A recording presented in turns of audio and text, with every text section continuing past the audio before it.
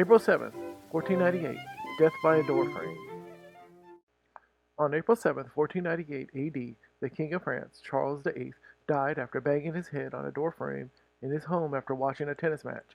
He slipped into a coma and died 9 hours later. He was 27 years old.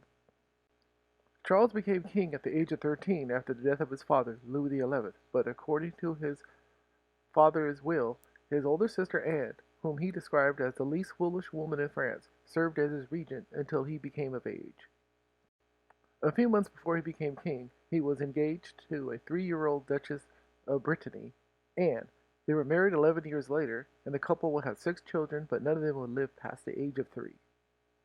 Around the age of 24, Charles decided to expand his kingdom to play around in Italy. Worried about potential invasions from England and the Holy Roman Empire while he was gone, he made generous treaties with King Henry VII and Emperor Maximilian I in the winter of 1492 before heading off a year and a half later.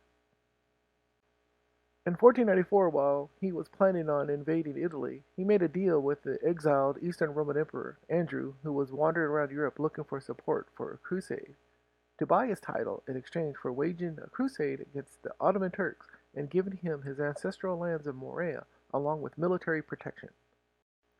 Charles VIII and his army of 25,000 strong landed in Italy on September of 1494 and marched down the peninsula, capturing and looting the cities and towns in Florence, Pisa, Ordono, and Fasano before taking the city of Naples on November 17th, and was soon crowned the King of Naples. He was going to be crowned King of the Eastern Roman Empire as well, but he wanted to wait until he captured Constantinople.